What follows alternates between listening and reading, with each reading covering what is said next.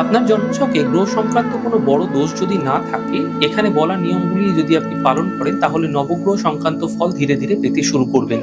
রবি হলে government policy মেনে চলুন, পিতা এবং পিতৃস্থানীয় ব্যক্তিদের যথাযথ ভক্তি করে চলুন, রাস্তায় যেখানে সেখানে থুতু ফেলবেন না। চন্দ্র হলে ভক্তি করুন, জলের অপচয় বন্ধ করুন এবং যে কোনো সম্পর্কের বিষয়ে আন্তরিক হওয়ার চেষ্টা করুন। মঙ্গল হলে রাগ জেদ নিয়ন্ত্রণে রাখুন, নিয়মিত ব্যায়াম করুন।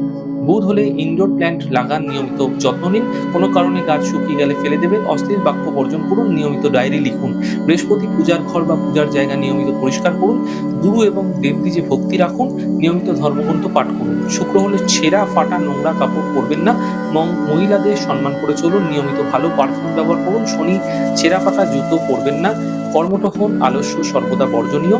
রাহু লোভকে বশে রাখুন, নেশা ত্যাগ করুন, নিয়মিত ধ্যান করুন। কেতু গসিপ বা ভিত্তিহীন গালগল্প বন্ধ করুন, দিনের কিছু সময়